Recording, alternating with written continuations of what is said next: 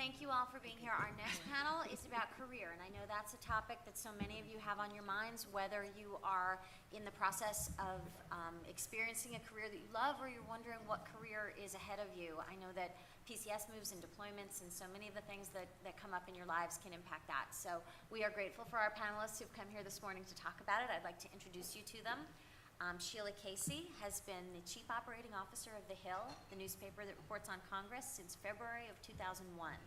During her tenure, The Hill went from being a weekly publication to being published 3 times a week, then 4 times a week, and now being published every day that Congress is in session. Today it boasts the largest circulation on Capitol Hill. Sheila was also a military spouse for more than 41 years. She is the wife of General George Casey Jr., the former Chief of Staff of the U.S. Army. She is a mother of 2 and a grandmother to 6. And after earning her accounting degree from the University of Colorado, she earned her CPA license. And then Sheila estimates she moved approximately 25 times around the globe as her husband advanced in his military career and she was pursuing her own career. While juggling all of that, she has devoted a significant amount of time to working on behalf of America's military spouses and families. So thank you so much, Sheila, for being here. Meg O'Grady is responsible for strategic planning, legislative program development, and contract oversight for issues related to military spouse well-being in the Office of the Secretary of Defense.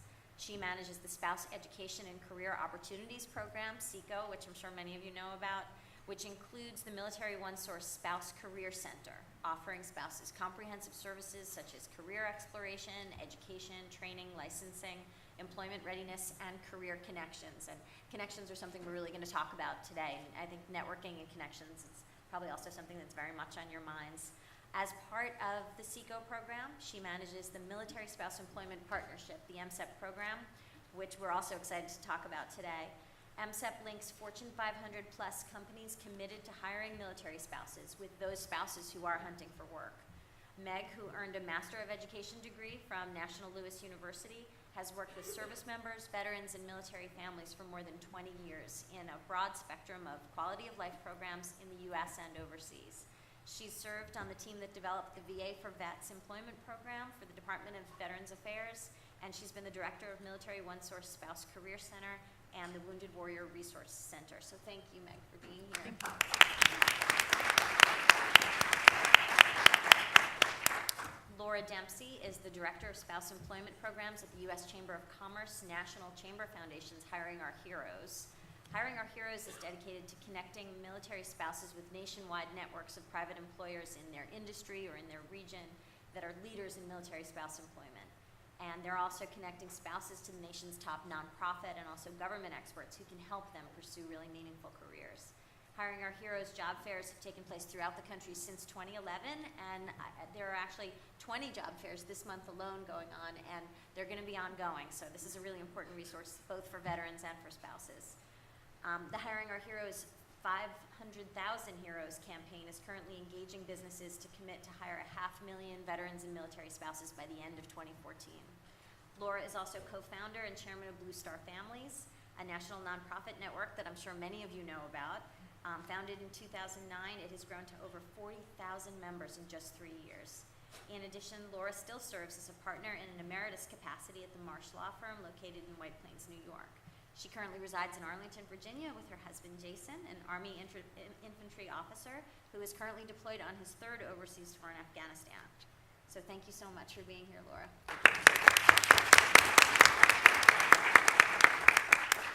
Erin Farrell is the operations manager for Military Spouse Corporate Career Network, MSCCN. It is a unique nonprofit that provides employment readiness and job placement assistance for veterans, military spouses, Guard and Reserves, transitioning military, and also caregivers of war wounded. Erin met her Army soldier in high school, and having no previous experience with military life, she quickly adapted to the life of a military spouse. She's an entrepreneur, a military family activist, a civic leader, and she's currently pursuing her degree in business administration and marketing. Prior to being at MSCCN, Erin spent the last 18 years working in many different military family and local civic group programs, and she has 10 years experience as an Army Family Readiness Group leader. A mother of 3, Erin has a passion for helping those who are in need, particularly those in the military community. Through her personal experiences and years of service work, she understands the struggles that spouses, families, and veterans face during their service, and she's a passionate advocate for military family support. Thank you for coming, Erin. And lastly, we have Amanda Crow. Amanda earned a Bachelor of Science in Psychology and a Master of Science in Administrative Studies from Missouri State. While in graduate school, she joined the Navy Reserve. The training she received from the Navy led to 8 years spent working in a variety of defense contracting positions, where she learned a great deal about research, writing, analysis, and team management. After an 8-month Navy deployment to the Horn of Africa, Amanda settled in with her husband in Virginia Beach, where she served as ombudsman for her husband's department and developed a passion for assisting military spouses and families. She feels privileged to have found her work at In Gear Career, which we're excited to hear more about, and to have the ability to pursue a career that merges her professional experiences with her passion for helping military families. So thank you so much, Amanda, for being here.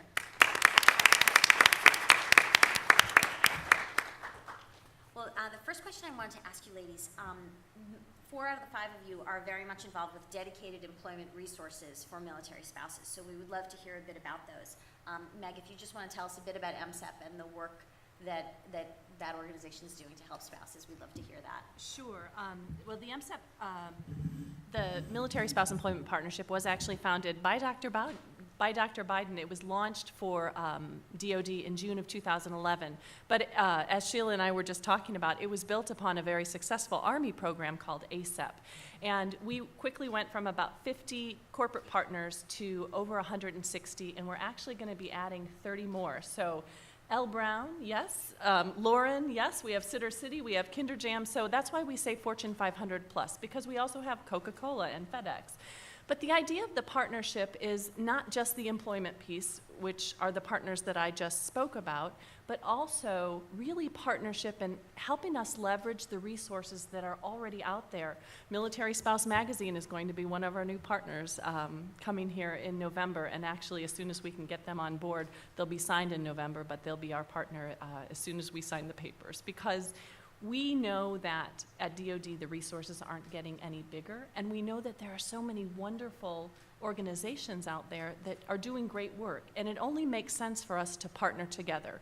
We always say there is no competition in this arena, because the scope and breadth of this challenge in helping military spouses create that portable career is so broad that there's enough work to go around, and the Chamber of Commerce is the perfect example for us. We have partnered not only arm in arm, but probably hip to hip to really leverage the opportunities that we have to use those Hiring Our Hero career fairs. And the reason we love them is because they're not just a career fair where a spouse can get a job, but they're also a place where a spouse can go and learn about networking and add more tools to their toolkit as they go through that career path. So the partnership really is a true partnership, and we're certainly looking forward to partnering with all of you in all of your platforms, and certainly the career and education pieces, as much as we can assist and help. I know that Chris had said, you know, this isn't a DoD program, but you're now a DoD partner. And if you look on dodlive.mil, there's a whole article about the Military Spouse of the Year that was there last night and is probably still there. So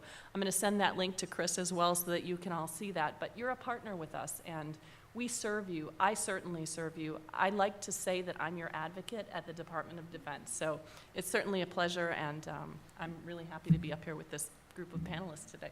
It's fantastic. Well, so Laura, if you want to tell us a bit more about Hiring Our Heroes. Now, Sure. both of these began in 2011. That was sort of a pretty important year, I think, for spouse employment and veteran employment. It was a lucky year for us. It's a great year for all of us. Sure, so most of you probably know the U.S. Chamber of Commerce is the world's largest business federation. Between the 1,600 local chambers, about 600 trade associations, and our national businesses who are members of the chamber, our federation is about over 3 million businesses. So the U.S. Chamber represents 3 million businesses across the United States and worldwide. That puts us in a really good position to partner with nonprofits and with the government to help bring the employers to the spouses and the people who are trying to connect those spouses with jobs. So it was, Hiring Our Heroes was actually founded in March 2011 by a retired Marine who worked at the Chamber of Commerce and specialized in recruiting when he was in the Marine Corps, and saw that there were a lot of really talented young service members and their spouses out there, and a lot of employers who wanted to hire them, but they just weren't connecting. And most people may not civilian employers may not know a lot about DoD programs or the nonprofits, and spouses connect with some nonprofits and not others. Almost everybody knows their local chamber of commerce. The idea was to get out into the communities across America, and hold hiring fairs and directly connect veterans and military spouses with the employers, both local and national, by using the leverage of the Chamber of Commerce nationally and the local chambers as well. So the U.S. Chamber's held over 500 hiring fairs across the country in its first 2 years for veterans and military spouses.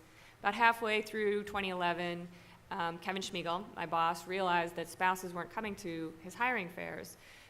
So he hired me to develop a spouse program. The result of that is we do 20 hiring fairs exclusively for military spouses on military installations across the country every year. And this year we're also adding networking events for spouses to come and meet local business leaders and civic leaders as well, and plug all of these spouses in with the nonprofits that we partner with, like Blue Star Families, like InGear, like NMFA, like MOA, who come to our fairs and give these spouses the resources that they need.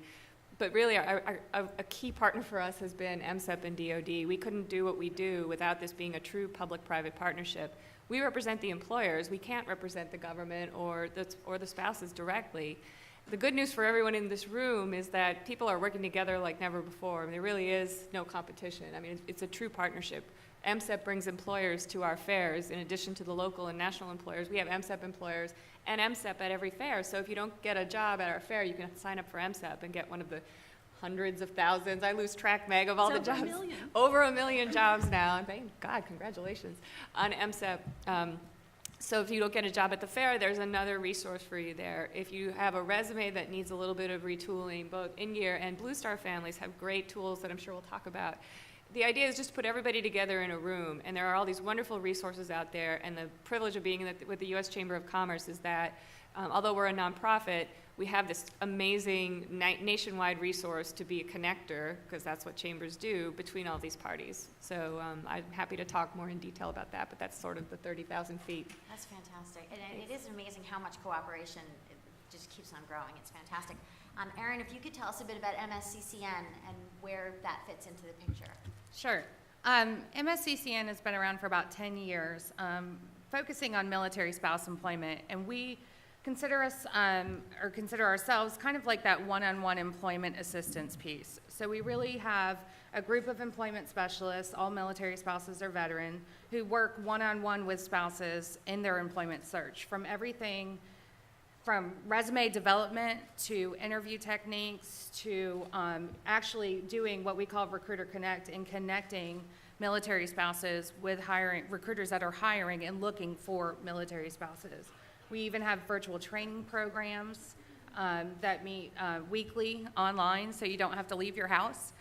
You can do it while the kids are there and still get the employment readiness piece that you need. We also have a work-at-home placement campaign because we know that's a really, really popular option for military spouses, not to mention it's portable.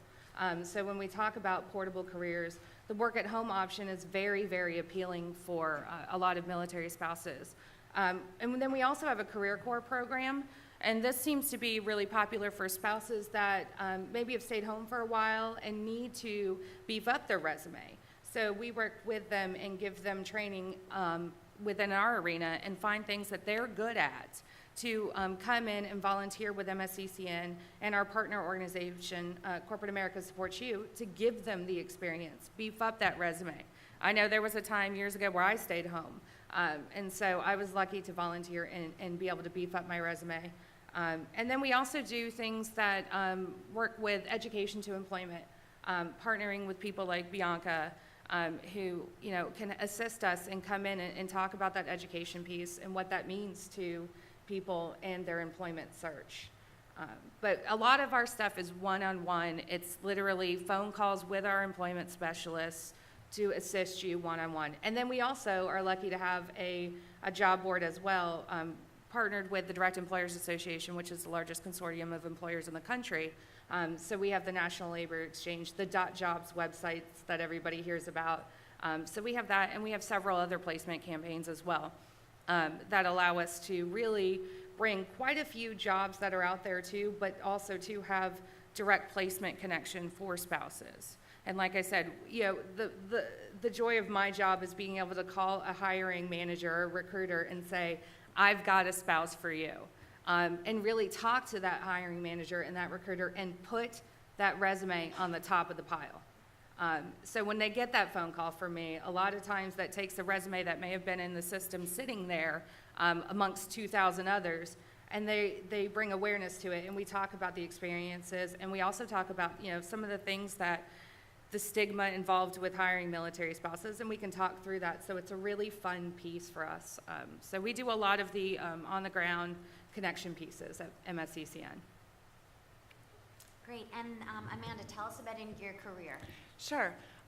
So many of you have mentioned the connector piece, that you can be connectors in the role that you have, that we have connectors on the business side here as well. And what we're working to do at In Gear Career is leverage the connections that already exist in the military spouse network, and to use the partnerships that we have with the U.S. Chamber, as Laura mentioned, and with the MSEP partnership, to continue to connect the spouses with the employers, but also with like-minded spouses themselves. So other spouses who are working specifically to maintain career progression at the professional level. And so we have currently 13 chapters across the U.S. and globally, and 2 more getting ready to come online this year at least. And what we work to do is we work with the Hiring Our Heroes partnerships, and as they come in with their events, and we host smaller events throughout the year as well, networking style events, and then we have the local chapters who stay and maintain the business connections in the local area. So we work with the local chambers of commerce, we work with the local military leadership, and the dynamic talent pool of military spouses in those particular areas. And we use those connections, so as new spouses come to our areas and are looking to PCS there, or retire there, or whatever their situation, we can give them the face-to-face connections and help also do what Erin was speaking about, which is bring the resume to the top of the pile, because we're making a face-to-face connection rather than only having the resources that are available online. And we use both, and we certainly are not out to recreate the wheel. We use everything that's available and refer the spouses to the appropriate resource. That's fantastic. I mean, the face-to-face piece that you're all speaking about is so important, because I think in job hunting, there's always that sense that you're sort of sending your information out into the ether and you don't know who's there. One of the biggest questions that we so often get from readers is, what you were talking about in terms of hiring and sort of the issue with hiring military spouses and how do employers feel. Do you think it's best to be utterly upfront when you walk in for an interview and say, I am a military spouse, I could be moving in 6 months? Or do you think it's something that should not be at the center of the conversation? I mean, it's a challenging question, and I know certainly, I'll preface it by saying that every career is a little bit different, and every interview situation may be a little bit different, but I know we had spoken about the importance of being proactive in your job search, and I suppose on some level, is just putting that out there part of being proactive? No.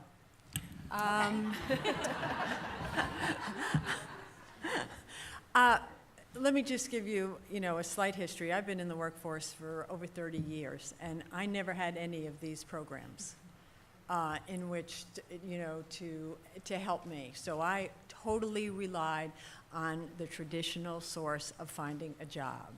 And now, as somebody who hires people for jobs, you never know how long somebody's going to last. There are people who've walked into our newspaper, got to their office and turned around and walked out the door again.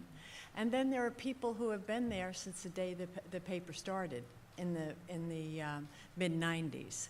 So you never know how long you are going to be in one spot. I can remember one time on a job I was interviewing for, and the managing director of this company looked at me and said, well, because he knew I was a military spouse. And he said, well, if I hire you, how long can I expect you to last? And I looked at him, and not using much of a censor at that time in my life, I said, till my batteries run out. I mean, I no more could tell him how long I was going to be there. I think you need to go in and present yourself in the best possible light. If that comes up, it comes up. You know, they really, actually legally can't ask you that question. It's like asking you, will you plan on having any children? As women used to be asked. So I would not bring it up. It could come up, and, you answer it as honestly as you can, because basically you don't know. You don't know. You could move in few weeks. I moved after 3 weeks once, or you could be there for 10 years. You just don't know. So I would leave that to in the discussion to whether it comes up. But I would also, another thing that I think is really important, because you have all of these wonderful, opportunities and resources to use them.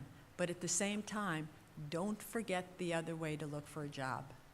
I would use everything that is available to you to go out and look for a job. Use social media. We find people putting up job postings on LinkedIn. I mean, there are all sorts of ways now. You're not going to find a job in a newspaper anymore, which you used to do. All of that is changed.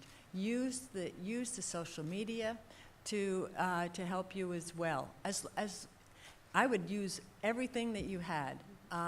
But one of the things that I have found over the years, talking to military spouses, is people just sit back and they say, they're not going to hire me, I'm a military spouse, and they think I'm going to move. Well, if you keep saying that, you're not going to find a job. You got to get out of your living rooms, and you got to, use everything that you can to find a job. And believe me, I managed to move my career for 30 years without ever having any resources like that. It can be done. It can be done, but you just have to be able to do it. As they said in the earlier panel, when our spouses get moved, they have a job, they have a network, and we're fighting for one. We're looking for it. But, you have so many talents and so much opportunity out there that you need to really be proactive, because that's the only way you're going to get what you want. Thank you, that is really helpful. You've all, you mentioned networking, and you've all mentioned that quite a bit. Assuming you are going to be working within the Military Spouse Network, what are some of the best ways to network, and I'm assuming taking advantage of some of your organizations would be part of the answer, with other spouses who are either in a field you'd like to enter or in a field you'd like to just continue excelling in, without seeming like you're being too aggressive and sort of saying, hey, I'm a spouse, so you have to help me, I'm one of your sisters. Well, the lucky thing is there are a lot of networking events just for spouses, and there's a lot of new and innovative ways that spouses can network now, and we're all working together. That's the beauty of this. All the nonprofits and the chamber and MSEP, DOD, everybody's working together to try to link all of our networks together with employers and spouses. It is important. What I would say is you really have to keep an open mind. If you're an accountant, don't just look for accountants to network with. The chances of you getting an accounting job at every single duty station over a 20-year career are not great, unless you are Sheila Casey, must be like the most awesome accountant ever. But you have to keep an open mind, and networking is important for that, because it's important that you network with people outside your field, that you network with people who are on the boards of nonprofits, that you network with government people. You might not get a job out of it, but you might get information, and if you circle back with those people and keep up your network, sooner or later you keep fishing, something will catch, and you'll get an idea. Your career is not going to look like your peers, regardless of what your degree is, regardless of what your goal is. So you have to take advantage of every opportunity that comes available to you over those years, or you're not going to make it. And I would say, I was a military spouse for 20 years, and I was very lucky. Actually, Sheila Casey was my hero. She came to speak at our command course, and I remember thinking, somebody else does it. Because like Susie said, I was at a base in 2003, and in my entire spouse group, I was the only professional woman. And it was in Germany, so a lot of people had chosen not to work at that time, but I just remember thinking, I know there are people who want to have not just a career, but, another way to contribute not only to their family, but to their community. So in the 13 times out of 17 years that we moved, and, I don't know how many jobs probably double that number. I've never received a job by just going in and applying or putting in a resume. It's always been because I knew someone. And just like Laura said, it's not someone that you would necessarily think was in your profession. I had someone give me great advice one time, and it was, if you're looking for another job, tell everyone you know. Tell everyone you know, because they know someone. So it really is just really kind of putting that out there, that these are all of the skills I have, not just within my career field, but I'm a team builder and I'm adaptive. And boy, I've run a group of spouses that raised $1 million, or whatever those skills are. It doesn't have to be right within that career field, but tell everyone you know, and use the tools that are available. We have partnerships with eSpouse, MilSpouse eMentor, which is a great platform for mentoring. We also have the Business Professional Women's Foundation that has a more formal mentoring program. But go out there and find those programs and look for people that look like the people you want to be. Talk to them and tell them what you're looking for. I think the get out there thing is it. Like Laura said too, keep an open mind and don't just look for networking events. I mean, that's what we focus on, but I can tell you that that's not always where I've met the people that have helped me with the job. So we want to provide the opportunities. We as a panel and all of the organizations want to provide those opportunities, but go to everything. Cut out of the living rooms, like Mrs. Casey said earlier, and go to everything and perfect your elevator speech of what you're looking for and tell everyone you know. I mean, and that's the thing, just get out there and find it and talk to people, and someone will introduce you. The events never cease to amaze me of how many of us spouses know someone that in common. And I've never been stationed with you, I've never lived anywhere near where you have, but I post something on Facebook and an old friend from a different station says, no way, I know them too. I used to work for their company. And it's amazing who you'll meet and how you'll get connected. So just put yourself out there. The thing that I was going to say is that it is important to use your contacts. Because not only is it important for a military spouse, but believe me, in the civilian community right now, that's how people are finding jobs. Kids coming out of college, they're going to their parents, and their parents are finding friends that they know in businesses and things. It is no different. So you need to, don't be afraid to ask for help with somebody in a particular company, in a particular business, because sometimes that is going to be the surest way into a job. Well, and just to add to that, my mother taught me something a long time ago. Nobody's going to knock on your door and say, are you good at that? Yeah. Absolutely. Nobody's going to come to your door and say, knock, knock, are you an educator? Because we were looking for one. That's not going to happen. Nor is it going to happen to you, and I love LinkedIn, but it's not going to solely happen to you on LinkedIn or sitting on Facebook. And I mean, I'm a Facebook fiend. I'm kind of addicted to Candy Crush Saga. But that's not going to get me a job, so you have to get out there everywhere you go. Ladies, several times you've talked about, Meg, you mentioned letting people know what your skills are in general, not simply saying I am an accountant or I am a journalist, but I have these skills. Often people will ask us if they're in between jobs, is volunteering a way to build those skills or demonstrate those skills? So I wondered what your opinions were about that. I would say absolutely. There are many times in our military spouse lives where we find that volunteering is the one thing that really gives us that wonderful feeling. And I've never stopped volunteering. I've always had both lives together. But volunteering is a wonderful way to build the skills that you have. And one of our partners, Blue Star Families, has a wonderful resume kit that actually helps you translate those skills, because those skills are valuable. And we talk to our military spouse employers about that. We say, you might not realize how a military spouse's volunteer skills would translate to this particular position or to this particular industry. And so that's part of our partnership, is to educate not only the leadership, but the entire organization about the value that military spouses bring, particularly in the area of volunteerism. So it's absolutely a wonderful way to build skills. I have a great example of this too, and more employers are getting it, by the way. A lot of spouses are reluctant, they forget to put their volunteer experience on their resume, frankly, or if they do, they put it under their social experiences. You're creating job skills with some of these, and a perfect example is my deputy, Noreen O'Neill, who's an Army wife of 18 years. She hadn't worked for 18 years. She was studying to be a New York cop when she met her husband in Nyack, New York, and quit working. And for 18 years, she did not work for pay, but she volunteered in every spouse club at every post they ever went to. And by the last 5 to 10 years, she was either the president or the chief fundraiser of every spouse club she was in. When we started hiring our heroes, I met her and I started talking to her, and I realized this is a woman who has planned events for hundreds of people. She had casino night at West Point. That's what, 1,200 people. With a budget of $50,000 or more. She's an event planner. But she had never even thought to put that on her resume. She didn't even have a resume. I hired her on the spot, and she's my deputy. She runs every single event for Hiring Our Heroes now. If you can find a way to translate what you're doing and the responsibilities you have in a way that's marketable, like Blue Star Family's document does, then employers look at that and they recognize skills in you. That's what we're talking about. Don't just say, I'm an accountant, I'm a lawyer. You have to think about what skills you've developed along the way and use those to plan a long-term career, and you can do it.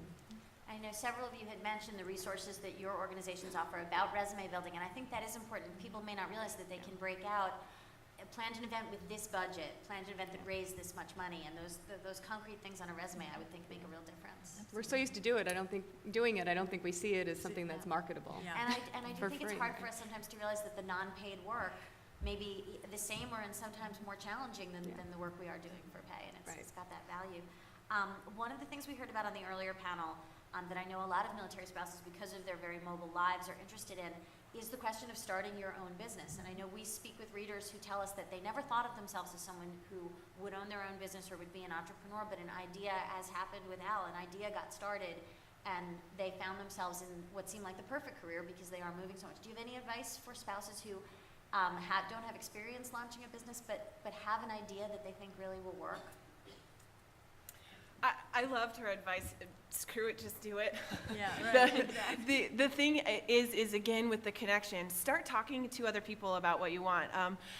One of the chapter leaders that we have in Tampa, her name is Gina, and she worked for Construction Association Management forever. And was in one place and met her husband later in her life than a lot of spouses marry military. And all of a sudden was uprooted and taken all over the place. And she has done the volunteer work, she has done the coordination, she has done those things. And it has led her to have the management skills that she wants. But her passion has been green living.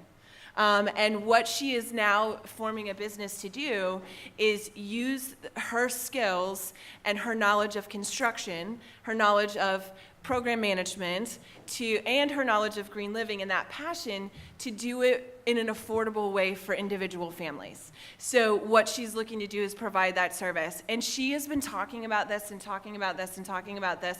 And it's amazing at the different events how many people are interested in what she wants to sell.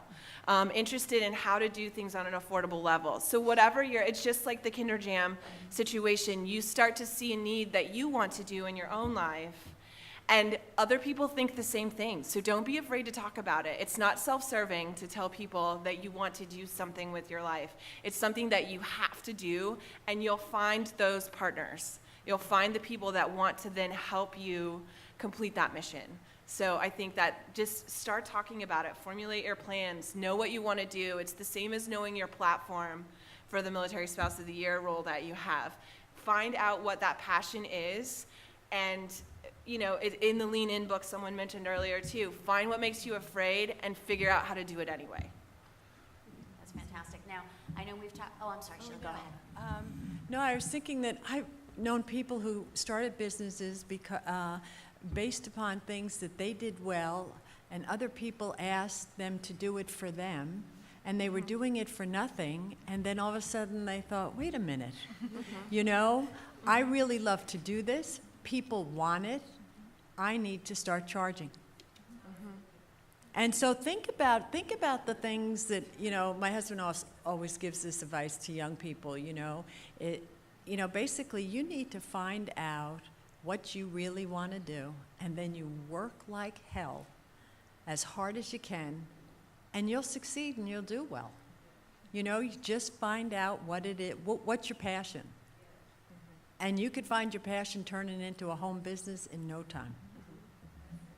Now, we we have talked so much about finding jobs and figuring out what your job ought to be, but we do know that military spouses, because they leave so much, often are leaving jobs. And it's fascinating that in this community, you may leave a job in a certain location, and a year later or 2 years later, come back to that location. So do you have any advice about leaving a job in the best way possible? And I suppose if it is a job you only got 6 months or a year ago, there's certainly an awkwardness to it, but do you have any advice on how to do that in the best way?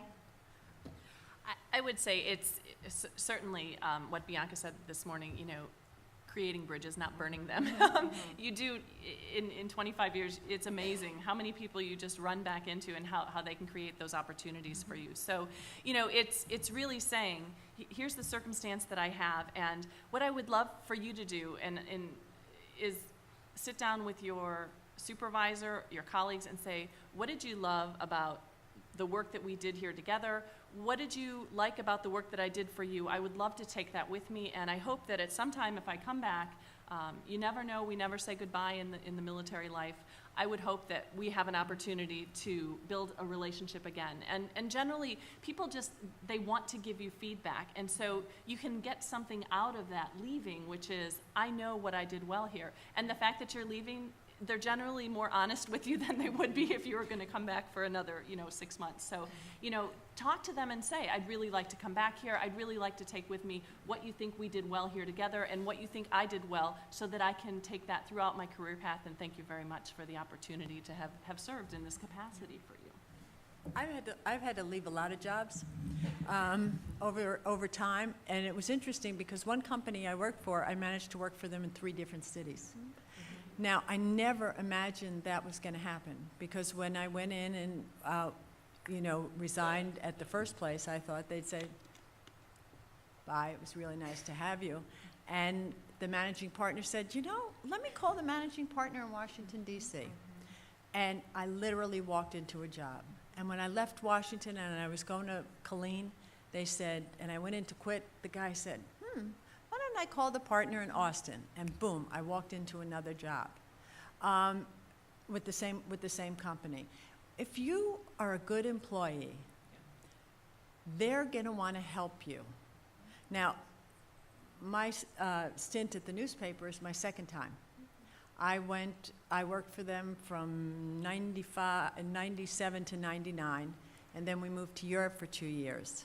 And I quit, left on very good terms. Right before we ended up coming back here, I got an email from the publisher saying, any chance you're coming back this way? And I came back, started to work at the paper again in 2001, and I've been there ever since. So, when you do a good job for somebody, they're gonna help you, and they're gonna want you back. The door's gonna be open. So it's always good, you go in, you resign, you tell them you're sorry to leave, but you're moving and you have to go, and really, you'd be surprised how many people will either hire you back when you come back, or they'll help you find another job. I think too, key with that, if the opportunity is available where you know that there may be another branch, offer your loyalty. I would love to stay with the company. If there's a way for me to do that, whether it mean a remote job where I work from home, or whether it mean that you have another location where we're going, I would love to remain loyal. I've loved my time here. It's served me well, and I hope that I've served you well, and would love another opportunity. Because you're right, it's amazing how many of those exist now. And we may not know all of them, but it doesn't hurt to ask. They either will have something or they won't. But knowing your loyalty is just another way to keep that bridge built, so that if you do come back, or the opportunity does present itself in the future, that you've shown that you'd like to stay with them if you can. And I would say one of the things that we're trying to do with the Military Spouse Employment Partnership is create not only a network for you, but a network of partners. And we've actually had partners come in and say, well, you're my competition in the business world, but here we're partners. And so one of the things that we really encourage our partners to do is say, if someone has served you well, refer them to another partner within that industry if you cannot offer them an opportunity. And one of the things that we actually ask for them to tell us each month is, how many military spouses have you referred to another partner? If you weren't able to keep them, promote them, or relocate them, how many have you shared? And we've actually talked about trying to put together kind of a Yelp for spouses, where employers can actually go in and say, hey, Susie gets 3 stars because she's done a wonderful job for us. So we're working on some of that because we know it's important, so. Oh, that's fantastic. Actually, my last question before we open up to questions from the room is, are there any new plans or possibilities on the horizon that are bubbling that you'd want to let the audience know about? That is a brilliant idea. The fact that you could have sort of a profile out there where I think when employers see another employer speaking about you, that has a power that a resume or something else just doesn't have. Are there any other things bubbling that are in the distance? Well, at Department of Defense, we're actually, we're talking about this spouse ambassador program, and everybody says, what is this new program? It's not a new program at all. It's really an opportunity for us to formalize a part of the partnership that's happening already. And what we've done is we've identified those organizations who are out there in their communities talking about this particular issue, these particular challenges. So we've talked with NMFA and MOA and Blue Star Families and In-Gear Career and the Chamber. We're talking to AUSA, anyone who is part of the partnership who has actual people out there in the community working, and we're going to arm them with information and make connections for them. So we're going to create a toolkit. We're actually pulling together in June a roundtable of all of those partners and organizations so that they can tell us at DoD, how can we best support you? Military Spouse Magazine, geez, how many of the ambassadors are going to be out there that can share the information with their constituency? So we're going to pull together a roundtable so that you all can tell us what's the best way that we can support you. Because we do a really good job of thinking up at Department of Defense, we probably know what's best for you. I know we don't know what's best for you. I know you know what's best for you. So the best thing that we can do is bring people to the table and ask and say, how can we best support you? We have all these resources. We want to use them for you and to help you overcome your challenges. So that's a really exciting piece for us. That's fantastic. Hiring Our Heroes, I know, has just been expanding and expanding, and there have been more and more job fairs. Are there any other new things that we should know about? We are, and to mirror what Meg is saying, one of the things that we're recognizing more and more is that people are hungry to maintain either within their industry or their region and find connections, as we've been talking about, and find networks. We represent so many employers, we think we can help with that. So we're working with our nonprofit partners, like Blue Star Families, In-Gear. There's one Military Spouse JD Network, which some of you might be familiar with. Most of these are networks of spouses, and a lot of them are starting to organize either by industry or by region. So what we're going to do at the Chamber of Commerce is we're going to take leaders in this field we know are innovating for military spouses. La Quinta USAA is a partner, Verizon is a partner, Rent-A-Center is a partner, and organize them by industry and region. And we're going to create a network of employers, and we're going to, of course, support MSEP in that regard as well, and we're going to help connect the spouses by industry and region, all these networks of spouses with employers by industry and region, so we can just enhance what MSEP is already doing. So. Fantastic. All right, well, we would love to open this up to questions. Yes. Do you want to bring the microphone over? Thank you. Okay. I'm a National Guard spouse, and the question that I had, I've never heard of most of these resources, and I'm really excited to be able to share them. And with National Guard, we don't have the PCSs like a lot of the other branches do, but we have had quite a few people transfer from other branches into the National Guard or transfer from state to state. Are these fairs and resources available to National Guard also, or is it only active duty? Can I take this real quick? We actually have the National Guard Employment Network at MSCC, and we've partnered with the National Guard to build an employment network in every state. And we are working to build fairs and career fairs for military spouses in particular for the National Guard. So we do have a big National Guard Employment Network. I encourage you to look it up. It is important, and word needs to get out there on it. Our resources are for reserve, and I'm a former reservist myself, so I certainly understand the different world that is and how hard it can sometimes be to get information that is available to the reserve families. But yes, all the In-Gear events absolutely support reserve and Guard spouses as well. And one of the things that we're trying to do, you know, a lot of the conversation is around portability for military spouses. But the one thing that we also bring to the table is it's not just about portability, which is our active duty families, but it's about flexibility for our Reserve and National Guard families. And so we talk about flexibility as well. And it's just as important. And that's what you all really need. You never know when you're going to deploy. There are often times when you're gone a week or two or a couple days of a month, and you need that flexibility. So that's absolutely an important part of the conversation. Just to chime in, all of our programs are open to Guard and Reserve spouses, as well as spouses whose husbands have separated or retired, so. Other questions? Hi, good morning, and thank you. I think all of you are a part of me, and I thank you for paving the way. I've been a military spouse for 26 and a half years, and for addressing a lot of the issues that I've been challenged with for staying at home, working, going back to, you know, being a stay-at-home mom, and then having the experience within the last 2 years to moving on base.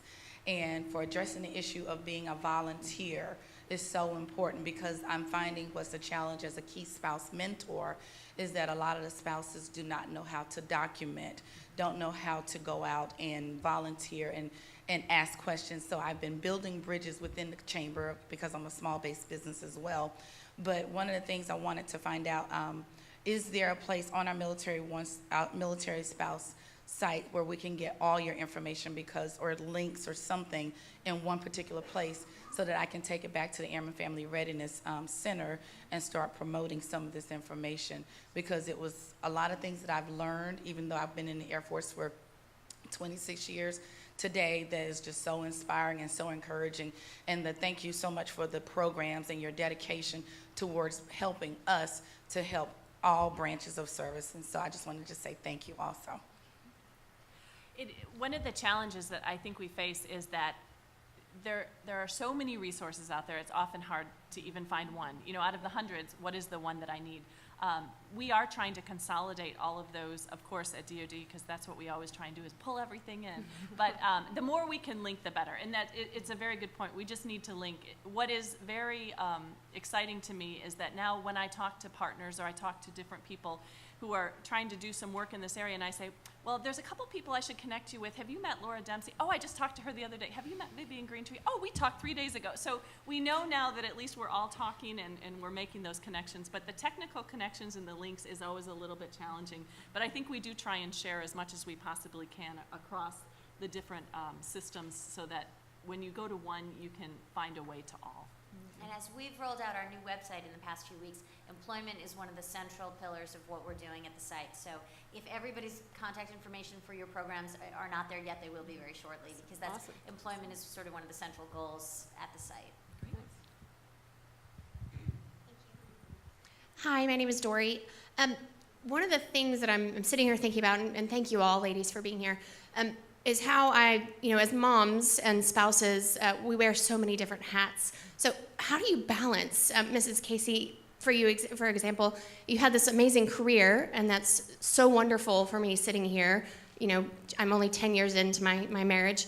How do you balance having a career as an accountant, and then if your husband is the chief of staff, I'm assuming you have other responsibilities, obligations? Thank you. I have to tell you, balancing is difficult every day. I mean, it's still difficult for me, and he's been retired for 2 years. All of us, for balancing our lives and all the important things in our lives, is tough. And as I used to tell spouses, I battle it every day, and most days I lose. Okay, so if we start from that premise, what you need to do is prioritize. Everything isn't important. Everything isn't, you don't have to be everywhere all the time. You need to take care of yourself, and you need to take care of your family first. Those are the most important things. And then everything else will kind of fall into place. I had to make choices. Do I do A or do I do B?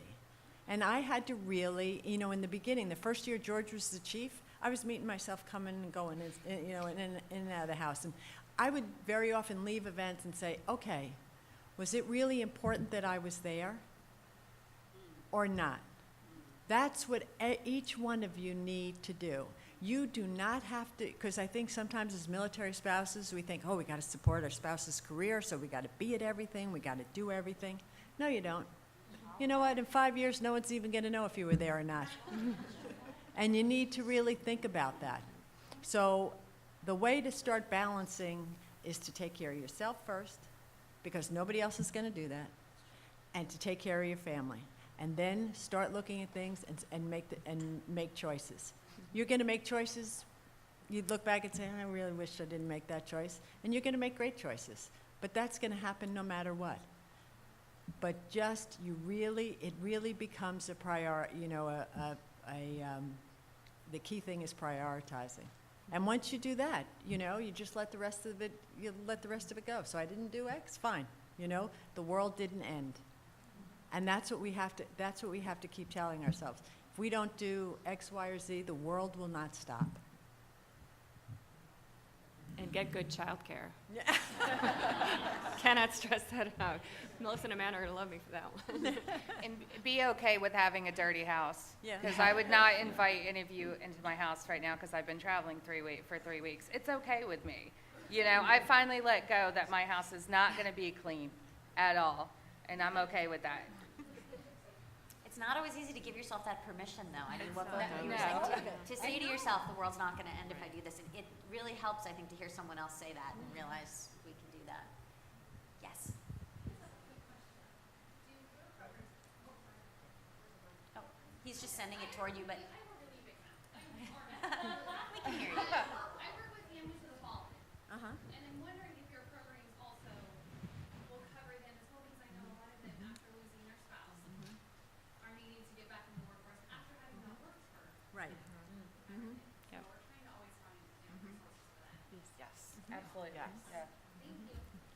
That's right, because it's such a difficult situation. Not only is this someone who's dealing with a catastrophic event, but often I think they may figure that resources are no longer available to them. So that's really wonderful to know. Any other questions? I have one. She finally got the mic. Are we ready? You're ready. You're on. Hi, I'm a Navy Ombudsman, and I just have to tell you that when I took on my position initially in 2010, I watched all of your programs develop, and it was so exciting for me to connect my spouses with you. The stories that I could tell you of their struggles, the amount of ladies and men that said, I'm not going to bother with a career, and it was just so exciting, and it is such an honor for me to see you, to hear you speak, and thank you so much for giving validity to the volunteerism aspect, because my friends tell me all the time that I'm so crazy to dedicate up to 30 hours a week to volunteering, but I want to be with my children, and they're my priority, and volunteering enables me to say, not today. I have a sick kid, not today, and not have to deal with the aspect of child care or my husband's deployed, and that was so impactful for me, so thank you for that. Thank you for what you're doing. Thank you for your service as an ombudsman. Hi. Just to support what Kate said, I'm from the Air Force Academy. Left this area with a full-time job as a toxicologist and moved to Colorado Springs, where there is no industry. So I've been unemployed in transition. I'm not unemployed for the last 3 years. To speak about what Meg talked about, portability, transferable skills. I've just finished doing a season of taxes. The toxicologist doing taxes. My husband was deployed last year and I was bored. And my mind was, my sister can tell you, my mind was just, So I decided I've always been curious about taxes, I'll go do the course. So ladies, when they say volunteer, I'm not only a key spouse, thanks to Alicia for that as well, I'm also the chairperson of the Academy Ladies Group, which we do all the funerals at the Academy. I'm a part of the Military Spouse Career Committee because spouse employment is my platform because I've had to reinvent myself a couple, 2, 3 times, not being able to find employment in the last 3 years. And it's been hard. But thankfully, I had volunteering to keep my mind sane, to keep myself grounded, and serving other people as a key spouse and in all these capacities gave me purpose for life every day. It's extremely challenging when your brain is constantly moving like this and you're staring at the walls like this. So, be encouraged. There are others like you who do all the hours of volunteering, but volunteering also led me to meet Laura last year at our Employment Forum in Colorado Springs. It allowed me to serve spouses and service members. So thank you for all of your groups. I met Haley during the Hiring Our Heroes Fair in Colorado in April. It's a pleasure to meet you. I'm about to meet her, and thanks for meeting you. Volunteering is awesome because it increases your network, okay, and keeps you grounded. And you Thank can you. volunteer strategically too. I mean, I Yes, think definitely. when we talk about portability, I think for many, many years, portability meant something vastly different. And spouses were encouraged, pushed, you know, talked into trying to find a specific job that was allegedly portable. And that doesn't work. A lot of those jobs are licensed professions. There might not be any business in your area when you move. There's no such thing as a real portable career, in my opinion. So, and I think in all of our opinions. So what you need to do instead is think about where you are, what your degree is, and what your skills are. Think about where you want to be when your husband or wife gets out of the service, or when you finally are leaning into your career. And when you think about volunteering, volunteer in areas that have skills that will help you get a job in that field later on. Or if you have to get a job that's not exactly in your field, I'm sure, you know, if you're doing taxes, you're doing a lot of math, it's detail-oriented, you're using computers, a lot of the same skills, people skills. Think about the kinds of skills you're going to develop and then focus on those and make sure your supervisors know that so you can get good reviews on those skills. Think about portable skills, not portable jobs. I think that's a key too these days. And, you know, my very first federal government job, people talk about the challenges of getting into the system. My very first federal government job, I went to Fort Hood. I was teaching aerobics at the time. And I thought, you know, I really like this whole health promotion thing. That's kind of cool. So I saw this building. It said Community Health Nursing. And I walked in and I said, do you guys do like health promotion? Yep. I said, do you need like a volunteer? I mean, I said, I'd make coffee. I'd do copies. In 3 years, I was a GS-12. They found me a paid position with a contractor. Then they found another one. They said, you know what? We can make this a government job. And that's how I got into the government system. And then I left and did other things and then came back again. But I mean, truly, who would have thought? You know, I was giving my time to do, I didn't even know what. I just walked in and said, I want to be around you people and kind of learn what is this all about? You know, it was an amazing experience, but I don't think that that's just because I was lucky. I think that happens a lot, and we just don't realize it. Well, ladies, thank you so much for being here today. We really appreciate your time. I'd love to just give you all another round of applause. Thank you so much for being with us.